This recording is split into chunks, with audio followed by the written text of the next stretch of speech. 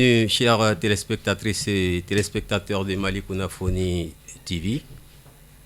Aujourd'hui, dans le cadre de Mali Débat, nous avons avec nous deux invités de marque. Il s'agit à ma gauche de monsieur, si peut me permettre, Jules Terra, qui est bien sûr un professionnel de l'enseignement supérieur en philosophie. Et également, c'est un journaliste, un grand journaliste des médias de la place, qui fut à l'époque, je dirais, le directeur de la radio Maliba FM. Et à ma droite, bien sûr, le jeune et dynamique Luce Malik Sango, qui est un sortant des grandes universités avec un bachelor en marketing et communication. Et avec ces deux invités de marque, nous allons un peu analyser, si peut me permettre, nous allons vraiment égrener l'actualité qui prévaut. Et nous savons que quelque part, certes, il n'y a pas le feu en la demeure, mais nous pouvons dire que notre pays, le Mali, est à la croisée des chemins. Il y a la situation des crises sécuritaires qui s'enlisent du jour au lendemain, et avec son corollaire de massacres des civils au centre du pays. C'est-à-dire que la mise en mal ou le retard dans la mise en œuvre des accords des pays également aussi est un problème béant. On assiste également aujourd'hui à la stagnation, ou je dirais vraiment l'école malienne qui est malade et même agonisante. Et nous savons que le Mali traverse aussi ce qu'on sait, la corruption que tout le monde sait. On a vu des malversations au niveau des achats de l'armement. Il y a eu le problème de l'engrais frélaté et tous ces dossiers sont pendants. Tout récemment, nous sommes vraiment dans une actualité qui ne dit pas son nom. Après les élections législatives, il y a eu pas mal de mécontents et ça et là. Il y a eu pas mal de mouvements à travers le Mali pour exprimer leur mécontentement face à l'arrêt de la Cour constitutionnelle. Et tout cela a, je pense, occasionné la grande manifestation qui s'est tenue le vendredi dernier, le 5, je pense bien, et qui a mobilisé une dizaine de milliers de Maliens qui ont convergé sur la place de l'indépendance. Et le seul mot d'ordre, la démission du président de la République, Ibeka, également la dissolution des institutions de l'État. Et ceci étant, sans trop tarder, mesdames et messieurs, nous allons donc peut-être commencer par le commencement, car sans sécurité, il n'y a absolument rien. Monsieur Terra. Merci, monsieur Konaté. Merci. Bonsoir à tous nos téléspectateurs et bonsoir à ceux aussi qui nous suivent actuellement. Merci. Sur Mali Kunafoni. Merci bien. Et comme je le disais tantôt, vous savez que le président de la République, Ibrahim Boubacar Keïta, en 2013 a été élu vraiment avec 77%. Et surtout, et les Maliens ont cru que c'était l'homme de la situation pour apporter la sécurité. Et aujourd'hui, avec du recul, que peut-on tirer comme bilan de vraiment sa gestion de cette crise sécuritaire?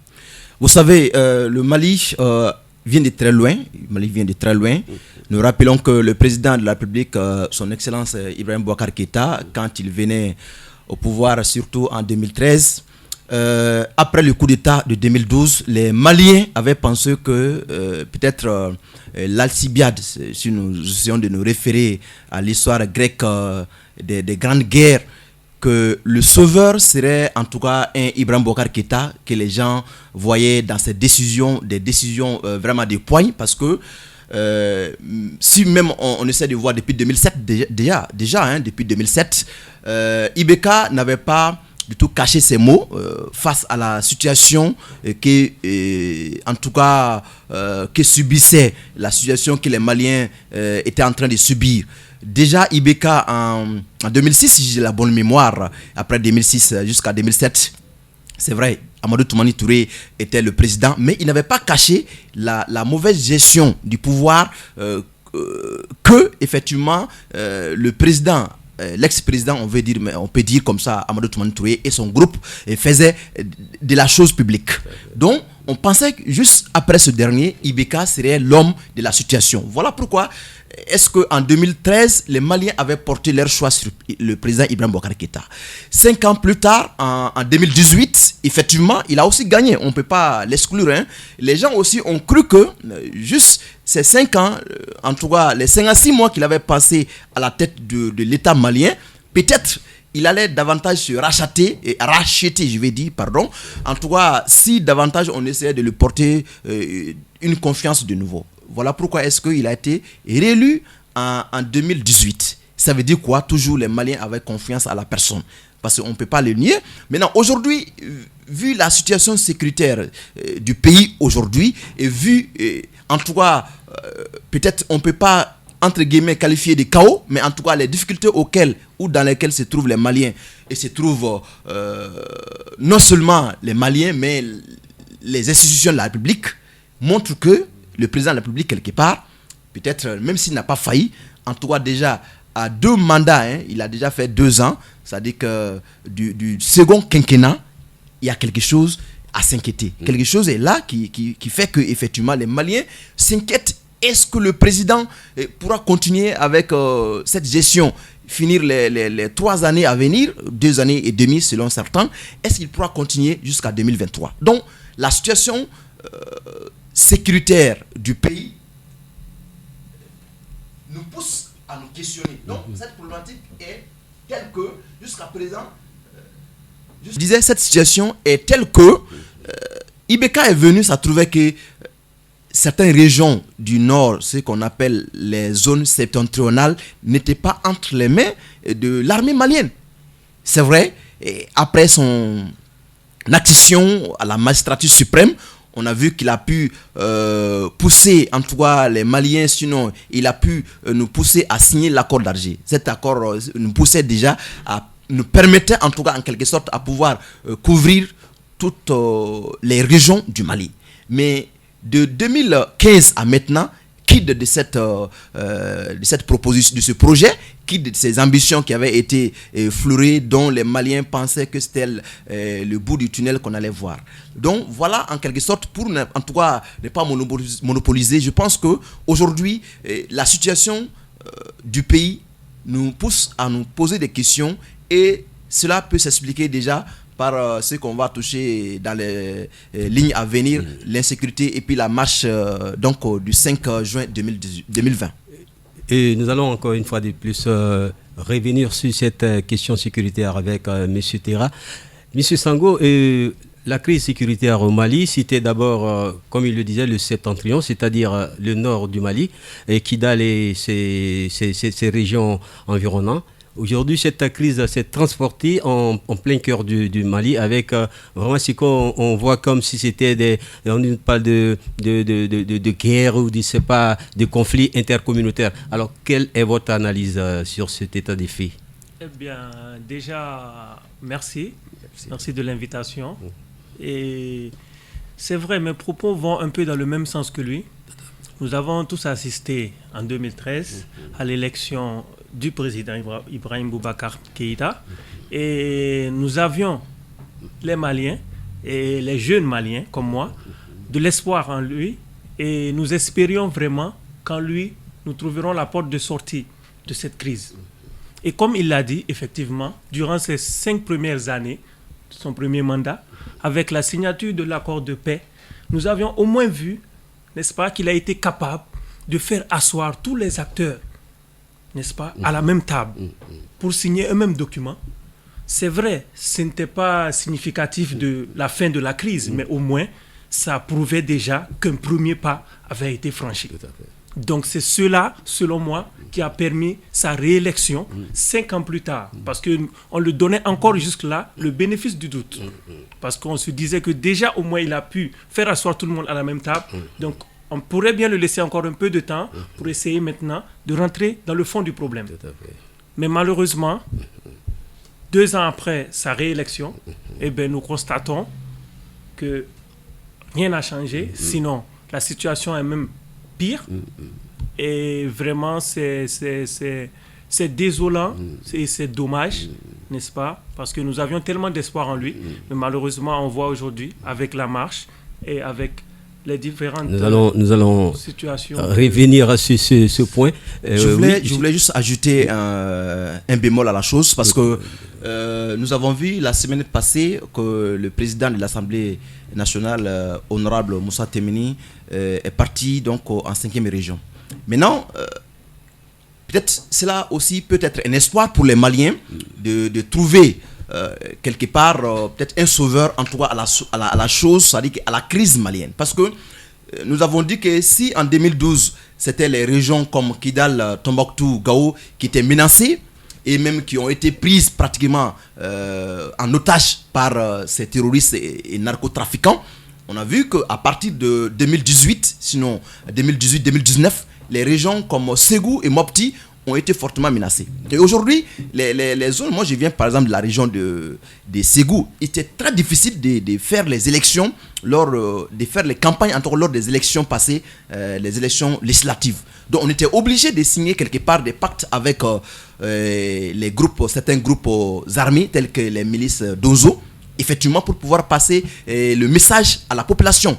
Maintenant, si on trouve un président de l'Assemblée nationale capable de résoudre le problème, je pense qu'il a été déjà à Mopti, donc s'il arrive à discuter avec les deux partis, comme ce fut le cas aussi, donc on pourrait davantage, à partir de là, résoudre le problème du centre et maintenant faire face jusqu'à présent au problème du nord. Même si aujourd'hui, il y a l'armée réformée qui a été déployée dans ces zones-là, mais faut-il savoir qu'aujourd'hui, les Maliens doutent réellement de la capacité de cette armée réformée de gérer ces régions. Est-ce qu'il ne faut pas davantage, en tout cas, que l'armée régulière, dans les jours à venir, puisse aller au plus fond, aux profondeurs de la chose, pour que permettre effectivement en tout cas aux Maliens de circuler librement dans ces zones-là. Parce que c'est ça le problème aussi. C'est ça le problème. En fait, toujours on va rester dans le contexte sécuritaire. Y a-t-il pas anguille sous roche quand on sait que, bien vrai que notre armée quelque part était affaiblie, et vous avez parlé tout à l'heure de l'armée reconstituée. Mais nous assistons aussi également à la présence des forces étrangères telles que Barkhane et tout ça, après l'intervention des forces Serval lors de l'occupation djihadiste. Donc toutes ces forces sont présentes chez nous. Et vraisemblablement, nous assistons à la pourriture de la situation. N'y a-t-il pas anguille sous roche dans tout cela? C'est une mauvaise volonté politique ou une incapacité de la part de nos politiques, ou soit c'est parce que notre armée est faible, ou qu'est-ce que, selon vous, explique cet état des faits, malgré toutes ces présences des forces étrangères? Bon, vous savez que ça nous rappelle peut-être la révolte des jeunes de Gao qui s'étaient révoltés quand nous avons des milliers de personnes, des porteurs en tout cas d'uniformes, c'est-à-dire que je vais parler des policiers de l'aménagement, en tout cas les militaires de l'armée de Barkhane. C'est des milliers de personnes qui sont là, des soldats qui sont là. Et malgré en tout cas cette présence, jusqu'à présent, on n'arrive pas à lutter efficacement contre ces terroristes et ces bandits et narcotrafiquants. Donc, je crois bien que le Malien lambda pose la question: quelle est l'importance, par exemple, de l'aménagement, quelle est l'importance de Barkhane, et donc, et même la MINUSCA, parce qu'il y a aussi l'Union africaine qui a ses hommes chez nous. Donc, toutes ces, en tout cas, ces forces armées sont chez nous. Mais jusqu'à preuve du contraire, on n'arrive pas à lutter efficacement contre ces terroristes-là et ces bandits armés. Effectivement, aujourd'hui, la question est réelle, parce que même nous, journalistes, on ne peut pas nous confirmer, en tout cas, on ne peut pas le confirmer, parce qu'il y a de ces zones-là dont le journaliste malien n'a pas accès. Et pour avoir accès et vérifier davantage, peut-être il faut être accrédité, ou bien il faut être accompagné par une force soit de l'aménagement, ou bien soit en tout cas de Barkhane. Mixte, oui. Vous voyez, donc le problème aujourd'hui, la question elle est normale: est-ce que les forces qui sont là jouent franc jeu? Quand on se rappelle encore entre 2017 et 2018 que Ménaka, juste là, en tout cas, même s'il y avait l'armée malienne, mais était campée en caserne, mais il y avait les forces donc, de la MINUSMA qui étaient là, qui, entre qui est là en train de sécuriser. Donc je pense qu'aujourd'hui, et la population malienne, et les politiques maliens, et même les autorités maliennes doivent davantage aider nous Maliens à comprendre le rôle de ces forces armées. Parce que si la France dit qu'elle est là pour nous aider à lutter contre les terroristes, on ne peut pas souvent comprendre qu'il y a des zones où effectivement l'armée malienne ne peut pas avoir accès, ne peut pas y aller. Donc ça, c'est des zones d'ombre qui interpellent le citoyen lambda à poser des questions. Mais tout porte à croire que, effectivement, eux aussi, ils nous font croire que sans leur présence, on ne peut pas lutter contre ces gens-là. Et il y a là encore une fois de plus une équation qui reste posée.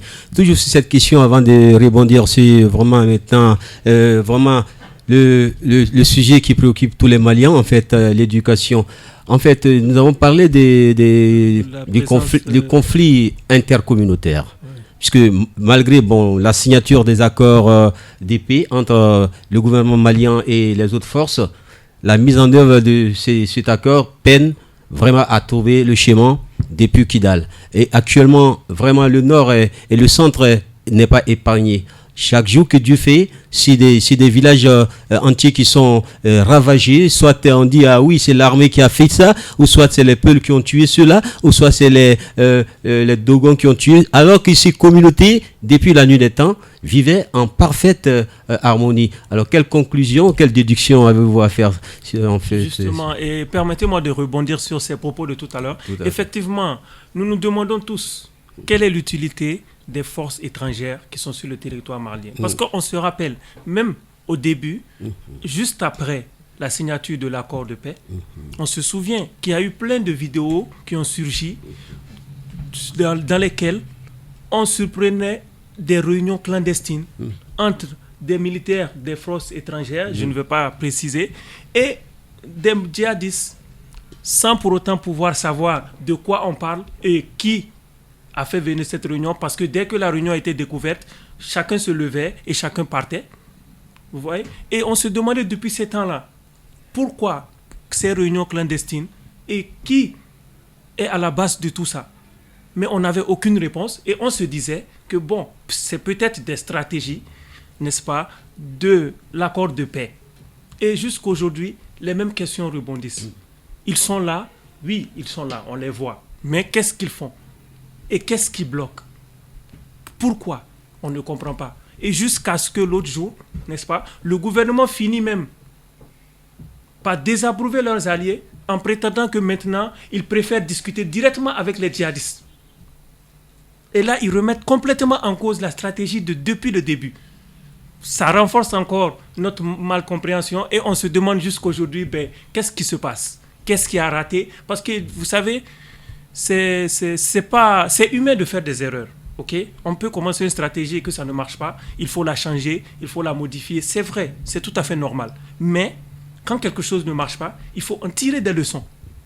Mais si des choses se passent et qu'on n'a aucune explication, lorsque ça échoue et qu'on décide de changer, on ne fait aucun compte-rendu de ce qui s'est passé, je ne vois pas en quoi les nouvelles résolutions vont être meilleures que les anciennes. Donc franchement, et je pense que c'est ce qui fait qu'aujourd'hui, l'avancement qu'on avait eu, n'est-ce pas, dans le problème du Nord et du Centre, a été balayé aujourd'hui par le retour de l'insécurité. À vous entendre tous deux, oui. J'avais dit qu'il y a des profondeurs, c'est-à-dire qu'à ces profondeurs, je disais que même la population malienne peut nous permettre davantage, peut nous aider à comprendre le problème. Et il n'y a pas 2 jours de cela, le gouvernement on nous a fait savoir que c'est Guinée, Tapital Poulakou a fait un message pour dire qu'il y a eu exaction, en tout cas sur une population ciblée, et que cette exaction a été constatée après le départ des forces régulières maliennes dans ces localités-là. Et qu'effectivement, Tapital Poulakou a précisé qu'il pense que les gens qui ont commis ces erreurs, en tout cas ces bavures-là, seraient issus des rangs de l'armée. Jusqu'à preuve du contraire, pour le moment, on n'a pas encore eu des allégations qui auraient, en tout cas, contredire ces dits. Ça veut dire quoi? Ça veut dire que, quelque part, en tout cas, même s'il y a eu exaction, c'est qu'il y a eu des populations dans ces localités. Et donc, même les populations peuvent nous permettre aujourd'hui, en donnant des bonnes informations aux Maliens lambda, au reste du peuple de comprendre ce qui se passe. Est-ce que ces populations ne sont pas exposées s'ils s'aventurent sur ce terrain de donner des informations? Ils ne seront pas la cible de quelconque bandit tapis dans l'ombre? Il y a aussi cette situation qui prévaut. Et la communication au niveau de la base, il y a une certaine frayeur, les populations sont terrées, ils ont peur. Il y a aussi oui, cela. Effectivement, il y a frayeur, il y a la peur qui est là, et elles ont peur, cette population, quelque part. Mais je crois bien que les gens doivent accepter le sacrifice de soi. Le sacrifice de soi qui permet au moins de sauver les autres, même si sa vie va être la cause. Donc, je crois qu'on doit accepter de se sacrifier pour sauver en tout cas le grand nombre de personnes. Tout à fait. Et sur ce chapitre, donc, vraiment, il y a toujours des non-dits, il y a un déficit de communication, il y a peut-être des ficelles qui sont tirées des part et d'autres, il y a une ramification dans cette crise sécuritaire. Nous allons maintenant rebondir sur vraiment le sujet qui actuellement pine l'ensemble des Maliens, c'est le problème de l'école malienne. Et les enseignants du supérieur, du secondaire, sont depuis déjà, je dirais même 1 an, en grève à cause de la non-application de l'article 39, bien sûr, qui stipule que toute majoration des fonctionnaires relevant du statut général s'applique de plein pied aux personnes enseignantes. Alors, donc il y a plusieurs syndicats, dont le CIPESCO, n'est-ce pas, qui est un syndicat. Il y a le CINEB, il y a le CINEP-CT, il y a le CINEP-7, il y a le CIDNEF, il y a le FENAREX, il y a le COSEP, il y a le SENEC. En fait, il y a plus de 7 syndicats qui sont vraiment, qui ne veulent pas du tout entendre parler d'une reprise sans vraiment la mise en application de l'article 35. Et les conséquences de cette situation, parce qu'il y a un bras de fer de l'autre côté, le gouvernement ne veut pas du tout savoir raison garder et faire face à cette situation avec plus de diplomatie. Et qu'est-ce que vous en pensez, vous qui êtes d'abord un enseignant? Bon, vous savez, le problème de l'école malienne, c'est pour cela nous avons toujours dit qu'il faut pour les Maliens un président capable de résoudre les problèmes. Et peut-être on avait pensé qu'en 2013, le président Ibrahim Boubacar Keïta serait cet homme-là. Bon, même jusqu'à preuve du contraire, on ne peut pas le désavouer, mais pour le moment, à moitié, il est désavoué. Il est désavouable aussi. Et ça, il faut le dire clairement, parce qu'on ne peut pas comprendre qu'en 2019, l'école malienne était dans l'une des pires situations. À peine si les enfants ont appris quelque chose. En 2020, c'est la même situation. C'est comme si c'est un sigle qui est là, qui tourne. Et chaque année, il faut en tout cas, il faut traverser la même situation.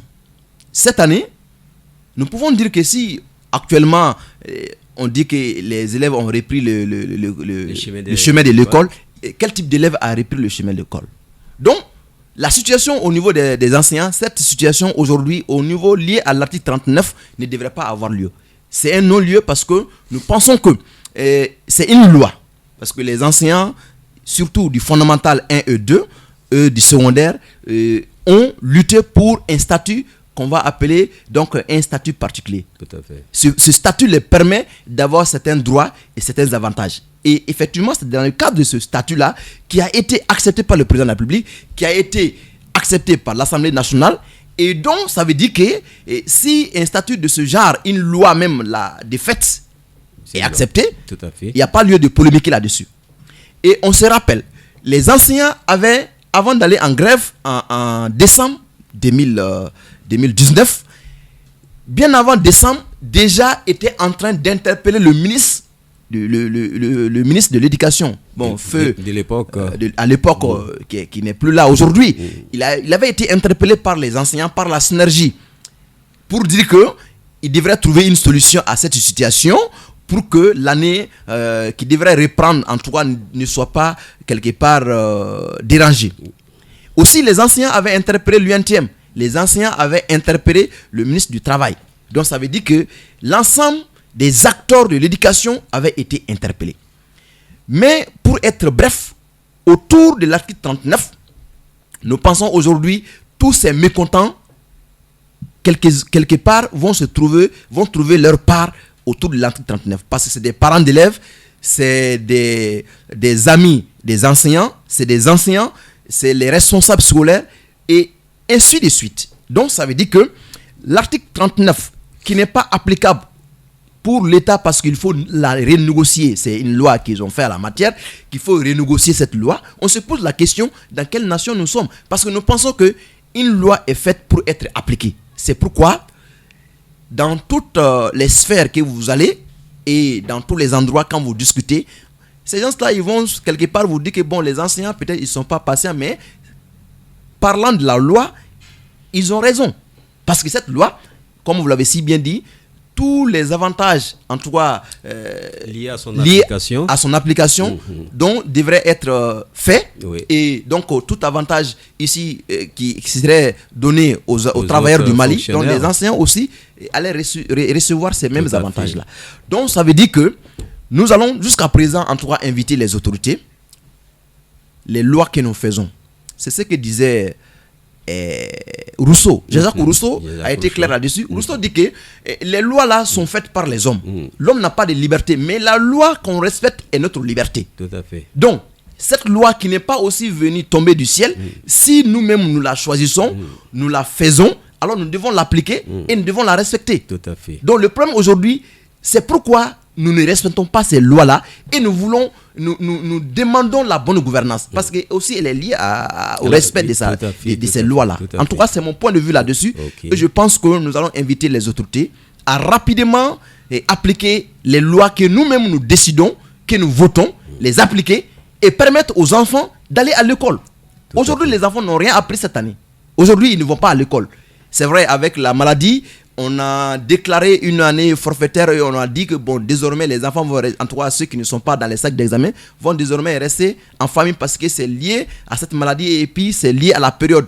Nous savons que chez nous au Mali, la période de juillet, c'est ce qu'on appelle la saison hivernale. Tout à fait. Donc il faut en tout cas protéger ces enfants et je crois bien que en tout cas dans les jours à venir, on a hâte de voir les autorités appliquer cette loi pour nous permettre de souffler un peu.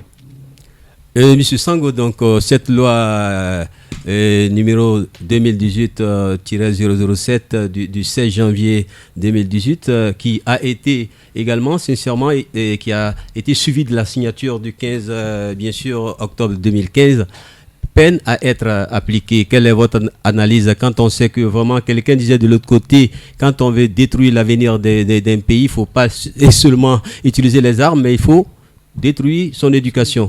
Ok. Vous savez, avant d'entrer déjà dans le cas du Mali, si on prend, vous savez, les pays africains en général, vous savez, le secteur de l'éducation et de la santé, vraiment, c'est des secteurs vraiment délaissés par nos gouvernants, tu vois. Et c'est vraiment désolant parce que c'est au contraire les secteurs qui doivent être mis en avant. Parce que c'est des secteurs clés pour demain, n'est-ce pas? Maintenant, en ce qui concerne le Mali, malheureusement, c'est vrai, la loi a été votée, acceptée par tous, donc elle devrait, n'est-ce pas, être respectée. Tout à fait. Parce qu'actuellement, la situation scolaire du Mali est très, très, très mauvaise. Déjà l'année passée, nous avons difficilement terminé l'année. Tout à fait. Qui a failli d'ailleurs être une année blanche. Si elle ne l'est pas déjà, elle n'a pas été. Dieu merci pour la patience. Parce que comme tout à l'heure il disait, on dit que les professeurs ne sont pas patients, mais merci pour la patience des différents acteurs, n'est-ce pas, qui ont permis de finir en retard, mais de finir quand même l'année. Cette année également, on se demandait, parce qu'on s'y attendait tous, parce que vu la situation dans laquelle l'école est terminée l'année passée, nous avons tous eu dans la tête vraiment l'inquiétude de cette année.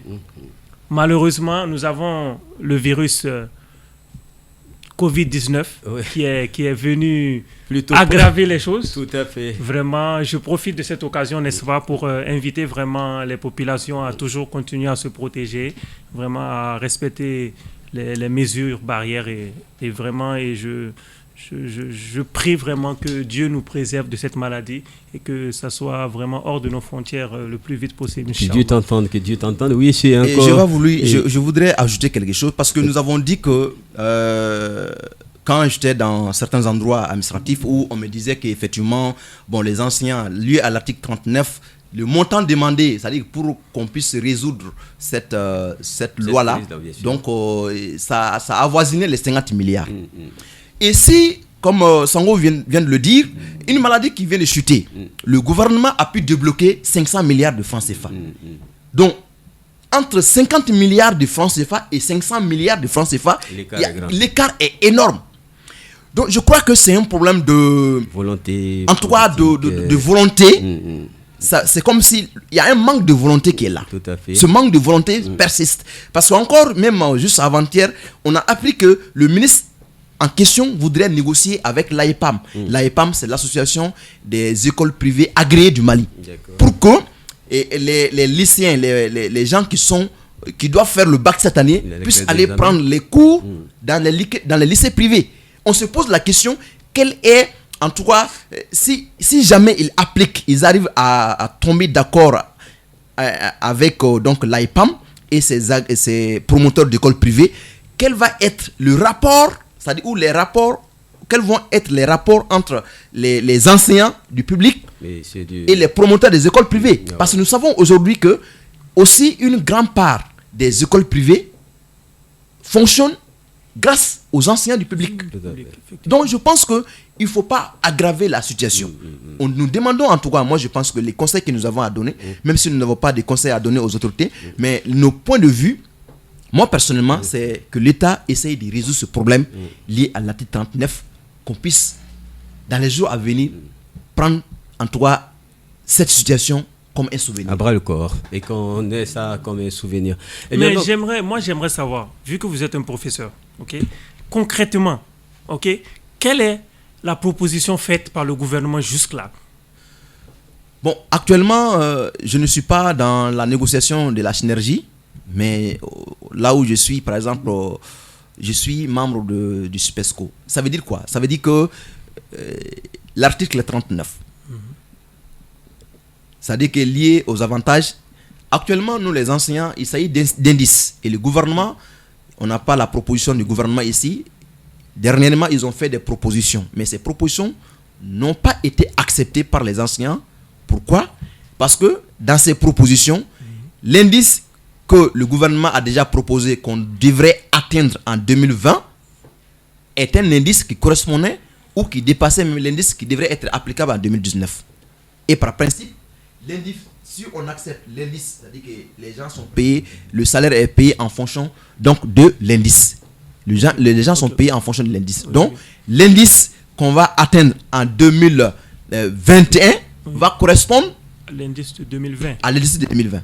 Donc, la proportion est grande, ce qui fait dire que pour les enseignants, le gouvernement n'a pas l'intention de résoudre le problème parce qu'il y a un manque de volonté qui est là, qui s'impose. Bien, donc je pense que nous allons évoluer ce chapitre. Je pense que nous l'avons très bien compris. Il y a toujours une mauvaise volonté politique dans l'application de cet article 39 qui pousse les enseignants à persister sur cette grève interminable qui met la vie de nos enfants vraiment en péril.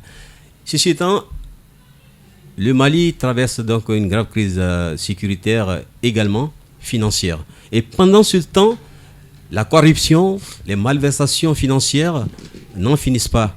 Nous avons vu le ministre de la Justice Malik interpeller pas mal de barons.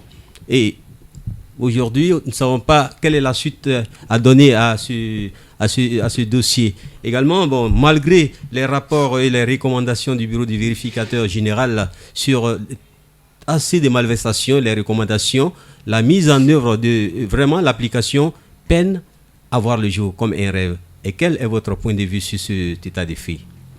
Non, vous savez, le président de la République en 2014 avait déclaré cette année de lutte contre la corruption au Mali. Donc, entre-temps, je pense que les choses ont échappé. C'est-à-dire qu'au maire du président, il n'a pas pu suggérer, en tout cas, il n'a pas pu gérer la situation. C'est comme ça que moi je considère la chose. En 2015, après 2014, et par la suite 2015-16, on a vu que pour lutter toujours dans la dynamique de lutter contre la corruption, le président il a décidé de mettre en place une structure qu'on appelle le CLEID. le CLEID, qui était chargé effectivement de contrecarrer la corruption, de chercher un moyen pour lutter contre la corruption, parce que là, ça devrait permettre à tous les hauts fonctionnaires à un certain niveau de déclarer leurs biens. Donc, effectivement, tel fut le cas. Beaucoup ont déclaré leurs biens. Et aussi, avant le CLEID, il y a tellement de structures, il y a le pôle économique. C'est l'Office de lutte contre l'enrichissement illicite. Il y a tellement de structures pour lutter contre la corruption. Mais nous avons dit que, moi, ma vision, c'est est-ce que le président seul peut lutter contre la corruption? Vous l'avez dit, il y a eu beaucoup de dossiers en toi qui ont été déposés sur la table du ministre Malik. Ah, ok, d'accord. Donc, après ces dossiers, nous avons su, beaucoup aussi ont été interpellés par le pôle économique. Certains sont aujourd'hui à la MCA, d'autres sont inquiets. La MCA qui est la maison d'arrêt, la maison centrale d'arrêt de Bamako. Maintenant, le problème c'est quoi? Est-ce que le Malien même est prêt de changer? Est-ce qu'il est prêt au changement? Donc, c'est dit que la question se pose, est-ce que le Malien même est prêt? C'est une question de mentalité. Question de mentalité. De culture. Est-ce qu'il veut le changement? Parce que nous avons su, il y a des gens qui ont été interpellés et tout de suite, il y a d'autres groupes, il y a des groupes, des gens qui se sont formés, qui sont mis en groupe pour lutter contre leurs arrestations. Nous avons vu des gens ont été arrêtés ici, des gens ont fait plus de 1 mois dans la grande prison de Bamako et après leur sortie, leur descente, ils ont été accueillis en pompe. Donc cette question de corruption est un faux problème parce que même le Malien lambda n'est pas prêt à changer, il n'est pas prêt à lutter contre soi-même. Or, nous savons que la corruption, c'est un élément. C'est un élément parce qu'elle émane de la conscience du peuple. Mais du moment qu'elle émane de la conscience du peuple, il faut changer cette conscience, n'est-ce pas, de ce peuple-là. Or, le peuple n'est pas une seule personne. Le peuple, c'est vous, c'est moi, c'est Sango, c'est tout le monde. Donc, cette population, si nous sommes prêts au changement, nous devons aider le président de la République aussi et aider les institutions à lutter contre la corruption. Et cela, quand on vous interpelle, quand vous êtes arrêté parce que vous avez un dossier qui est sale, parce qu'on vous a pris en malversation, alors que la loi marche. Maintenant, si la loi est appliquée, on va faire des investigations. La justice aussi ne décide pas comme ça. Ils vont faire leur investigation, leur recherche et ils vont voir si la personne est coupable ou pas. Si elle est coupable, il n'y a pas de problème. Elle va épuiser sa peine. C'est comme ça que en tout cas, moi, je vois la chose. Et je pense que c'est un problème de conscience au niveau de la corruption du cas malien. Effectivement, dans ce sujet, c'est une question de culture, de mentalité. Sur le plan général, il faut que le Malien lambda et tout le monde accepte vraiment d'être prohibe, d'être intègre, d'être juste. Et bien, donc, comme nous tirons progressivement à la fin de cette émission, nous allons entamer l'autre, vraiment ce chapitre qui est aujourd'hui d'actualité, car suite à l'arrêt de la Cour constitutionnelle des élections législatives, nous avons vu vraiment les Maliens dans l'ensemble manifester les mécontentements. Et ce qui a engendré, peut-être que c'est la goutte d'eau qui a dû déborder le vase. Nous avons vu le 5 de ce mois, le vendredi, les Maliens sont sortis, ils sont sortis en nombre. Je ne dirais pas l'appel des temps ou des temps, mais tout le monde a suivi. Alors, M. Sango, et qu'est-ce que nous pouvons tirer comme leçon de ce message très fort des Maliens? Eh bien, effectivement, comme vous l'avez dit, après l'élection législative, nous avons vraiment constaté que l'opinion générale, n'est-ce pas, a désavoué cette élection. Et il n'y avait pas seulement ça. Nous avons tout juste derrière. D'ailleurs, c'était même une élection déjà qui était vraiment suivie de polémiques parce qu'elle avait été organisée pendant une situation très critique. Tout à fait, des Covid et tout ça. Et tout. Et après les résultats de cette élection, il y avait aussi, selon l'opinion publique, la mauvaise gestion de cette crise-là. Parce que, étonnamment, il faut dire que le Mali a entamé, n'est-ce pas, le déconfinement avant même la France. Sans savoir pourquoi et sans raison concrète, c'est-à-dire par exemple par les chiffres. Parce que les autres pays, ils ont essayé ils ont commencé le déconfinement à cause de la baisse légère des chiffres. Mais malheureusement, nous avons constaté, c'est vrai qu'il y avait eu des protestations dans certaines villes de Bamako, et même dans certaines autres villes du pays, que voilà, les jeunes avaient vraiment fait beaucoup de gestes, n'est-ce pas, pour manifester, voilà, parce qu'ils ne comprenaient pas, n'est-ce pas, et tout ça, ça fait partie de la mauvaise gestion de la crise d'ailleurs. Ils ne comprenaient pas, n'est-ce pas, les différentes mesures qui avaient été prises pour cette crise. Eh bien, pour répondre à ça, ben, le gouvernement, sans vouloir expliquer, essayer de faire comprendre, ils ont tout bonnement choisi d'annuler toutes ces mesures qui ont été prises et ben, de commencer un déconfinement précoce. Et c'est tout ça, n'est-ce pas, qui a amené à ce geste vraiment historique, il faut le dire, parce que c'est vraiment la preuve, n'est-ce pas, que le Mali, déjà, croit en son destin. Parce que parce que la majorité, quand tu essaies de discuter avec eux, ils te diront non, bon, écoute, tu sais, la politique, ben voilà, les politiciens, ils sont pas sérieux et tout. Mais non, il suffit pas juste de dénoncer, d'insulter ou voilà, non, il faut vraiment faire des gestes.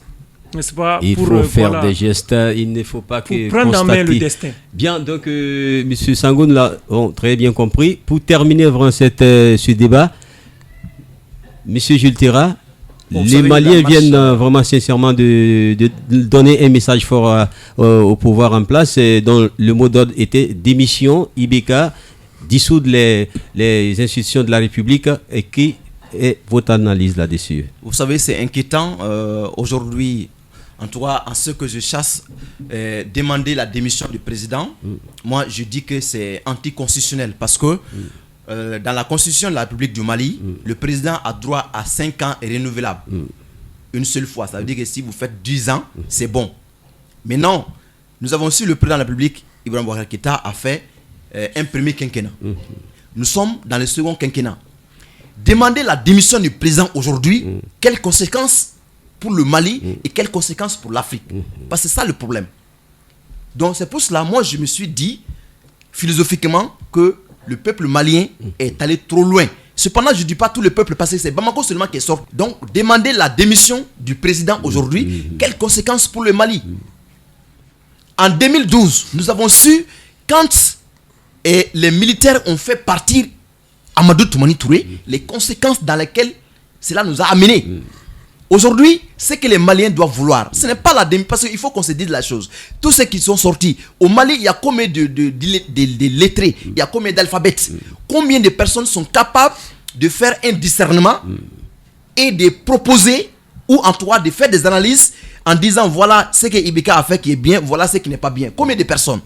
Donc, la plupart des gens qui sont sortis veulent la démission du président.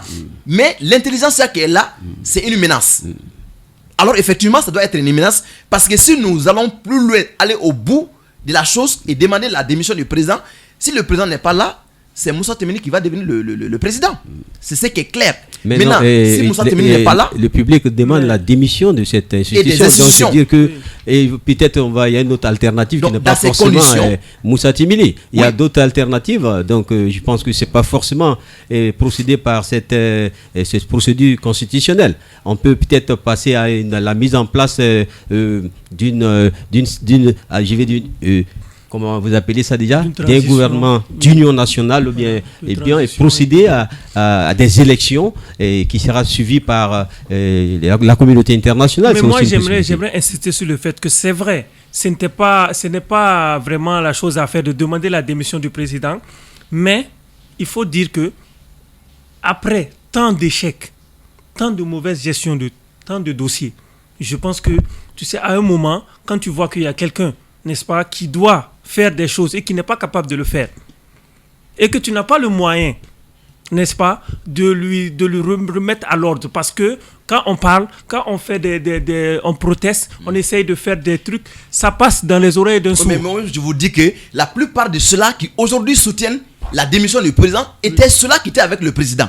Oui, donc il y a un embouglio, il y a une confusion qui est là. Même Mahmoud Dicko, tout récemment, Mahmoud Dicko disait que effectivement, si les autorités ont besoin de lui, dans le cas de Soumaïla Sissi, pour en tout cas négocier avec ces gens-là, dès qu'on va le faire appel, il va venir. Ça veut dire juste là. Il a dit que si.